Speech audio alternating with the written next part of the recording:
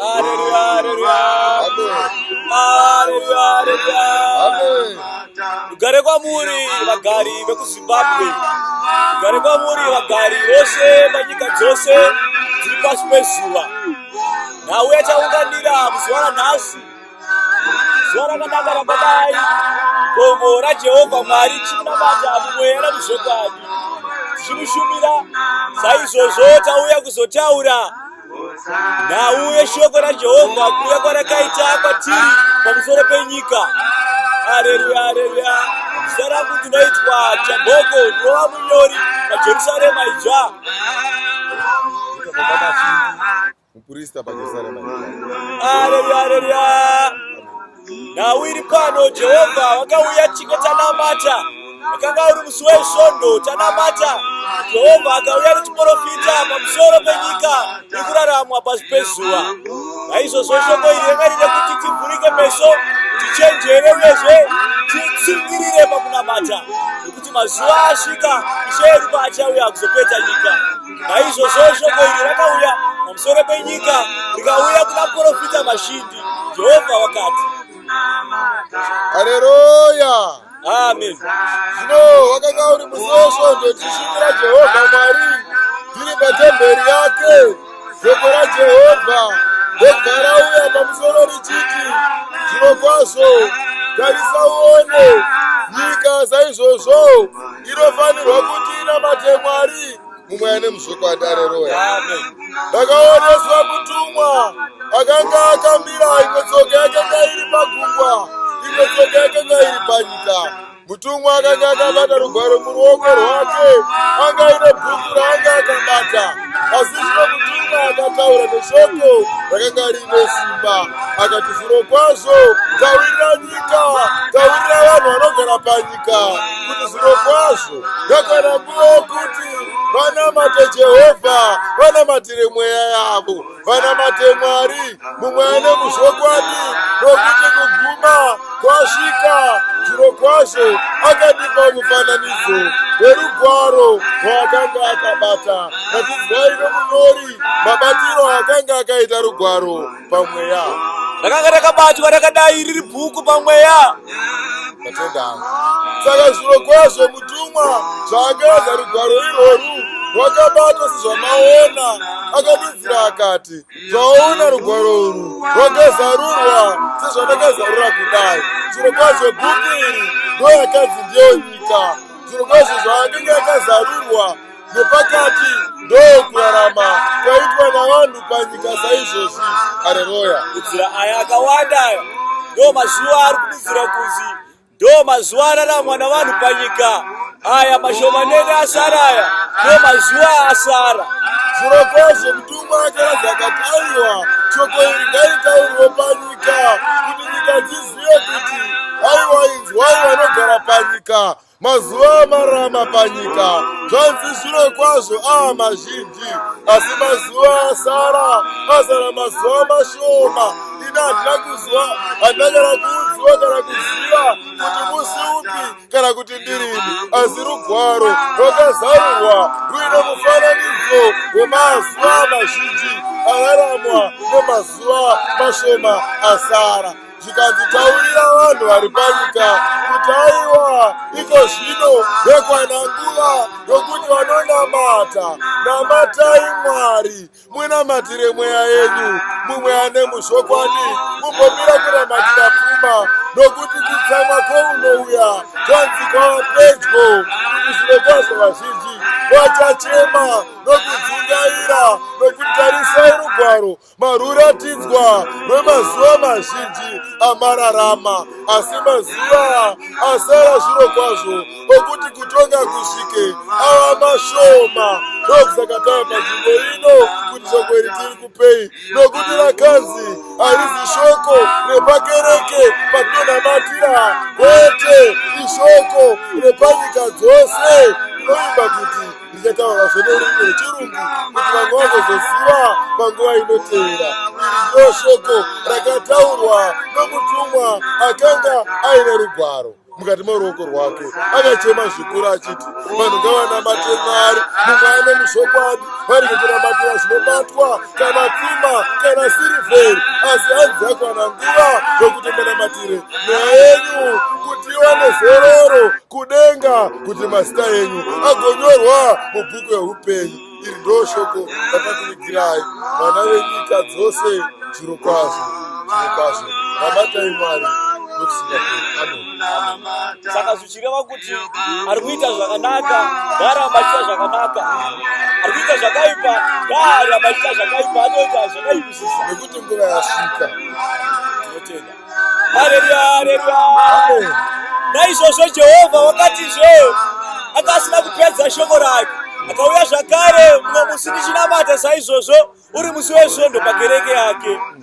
Sangano rake raakasanangura Jerusarema idzva, Jehovha akauya neshoko rine simba, achitaura chiprofita chine simba pamusoro penyika yechizvarwa yeZimbabwe. Mavaraya akauya zvine simba, Jehovha vakataura zvine simba kuburikidza kuna profita vazhinji. Izwai kuti Jehovha vakareva kuti chii pamusoro penyika yeZimbabwe. Haleluya. Amen. Iri ndo rimwe shoko raJehovha rakadzika tiri patemberi yake tsvene tichimunamata. Jehovha vakatiratidza nyika, iyo nyika yeZimbabwe inoririke ichiberekerwa. Akatitarisa uone nyika yamunoona yeZimbabwe, vakamhura Mwari nekuda kwaMwari vari kunamatwa munyika yeZimbabwe yakanzi haina chiedza. Ndokusaka muchiona nyika yokwenyu ichitambudzika, makane chikonzero, makadaidza Mwari asingazikani. Jehovha vakataura shoko iri vachiti nyika yeZimbabwe ine rima, haina chiedza, nokuti machechi ose ari munyika yeZimbabwe hakuna chechi inozikanwa, dzose dziri kumhura Mwari, vakabata mishonga, vakaromba, vakadaidza Mwari, Mwari vakairova nenzara. Ndosaka muchiona kunyange mumagwaro nyika dzeiti kana dzikanamata Mwari asingazikani, kwaitaurwa muprofita kunzi aiwa taurira nyika kuti ndairova neshamu, nokuda kwokunoti nokuda kwaMwari vavari kunamata, nokuti vasiya tsika dzaMwari. Saka zvino Jehovha vakataura pamusoro penyika yeZimbabwe vakati nyika yeZimbabwe haina chiedza pakugara kwese kuri kuitwa mukati menyika umu, kusvikira zviro kwazvo shoko chairo raJehovha Mwari rasvika kusvikira Jerusarema idzva yasvika mukati menyika yeZimbabwe, ndiko kuti chiedza chiwanikwe munyika yokwenyu. Vakataura vakati aiwa rugare harungavamo muZimbabwe, nokuti vari kunyepa kuti vari kunamata Mwari, vachinamata Mwari asingazikani. Mungatambura henyu nemadzimambo anenge aripo nevamwe munyika vamwe vangauya zvinoakanakisa nyika, kwete Jehovha vari kuti tsika dzenyu vana veZimbabwe makanamata Mwari asingazikani. Saka zviri kunyika yeZimbabwe pari zvino iri kurarama murima, nokuti haina chiedza chaMwari mupenyu, iri kunamatwa Mwari asingazikani, nokuti makereke ose akavambwa panyika yeZimbabwe anozi kudenga, haazi kuonekwa, haazikani, ichechi dzakavambwa nevanhu. Saka ishoko romweya mutsvene waMwari rakadzika pamusoro penyika. Titaurire nyika yeZimbabwe, chechi haina chiedza, haina hayo chiedza, nokuda kwemakereke ari kunamatwa munyika iyoyo vachinamata Mwari asingazikani. Vane uronga nekubata-bata kwavakaita, vachimisa machechi, vachimhura zita raJehovha. Saka Ishe vakati tiweni chiprofita ichi takadzikawo panzvimbo yekereke munzvimbo yeCape Town tichirumbidza Mwari. Mwari vakati handifari kwazvo nenyika yeZimbabwe, nokuti iri kunamata Mwari asingazikani. Kunyange umwe utongi ukauya kana muchingonetsika iyoyo yekunamata Mwari asingazikani, zviro kwazvo nyika haingasununguki.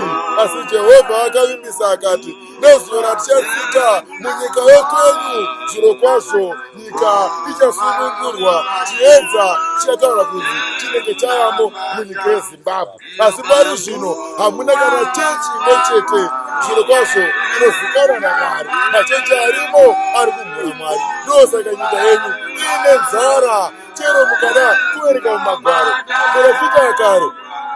Zviro kwazvo bedzi kana vanhu vachinge varisa tsika dzaMwari, mweya womwe waidzika kumuprofita ozitaurira kuti vanhu ava nyika ndairova nenzara, kunyange pana Elija kuna madzimambo 17 nauye iriko. Zviro kwazvo yekuti zviro kwazvo vakarohwa nenzara panyika, mvura ikashayika panyika nokuti vakanga vachinamata Mwari asingazikani. Izvi ndizvo zvakaitirwa nyika yeZimbabwe, ndo zvakataurwa naJehovha vakati nyika yeZimbabwe ine rima ichazova nechiedza kana Jerusarema itsva ichinge yapinda mukati menyika yeZimbabwe yaparidza chokwadi, vanhu vagamuchira chokwadi. Ipapo Ishe ndopachaunza chiedza munyika yeZimbabwe. Iri ishoko remuyamusheni waMwari rakadzika tiri patemberi zvikanzi tiritaurire kunyika, naizvozvo rakanangana nenyika yeZimbabwe kwete nenyika dzose. Haleluya, haleluya, amen, haleluya, amen. Vagari vekuZimbabwe, hama neshamwari vose vekuZimbabwe, iri shoko rakauya kuna profita Mashingi richibva kuna Jehovha Mwari paJerusarema itsva. Naizvozvo shoko iri nderemweya mutsvene anoda kutuka kana kumhura. Mashoko iwaya ngaaite saizvozvo, asi ngaaziye kuti ari kutuka nekumhura mweya waJehovha Mwari mutsvene. Gwaro rinoti anoshora nokumhura mweya mutsvene haangatomboregererwi nokusingaperi-peri.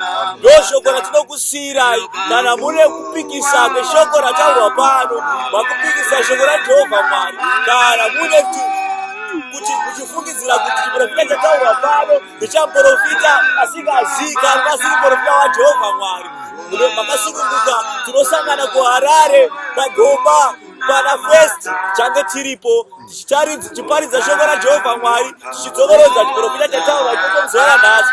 Kana imi muchisvika maprofita azvokwadi, ngatisanganei pagomba. Jehovha Mwari apupure kupupura kwake kwakanaka, nyika isunungurwe yeZimbabwe, tiwane umambo usingaperi kumusoro kudenga. Ndinotenda namashoko iwayo. Musane ropa raKristu. Amen. Uyezve kune chimwe chetiprofita zvikwazi chazotsanangurwa, chikaonge chitsanangurwa kare, chikazotsanangurwa kuwani pamusoro pevatongi varipo panyika. Chetaurwa hacho kana chadi atendere. Tinotenda.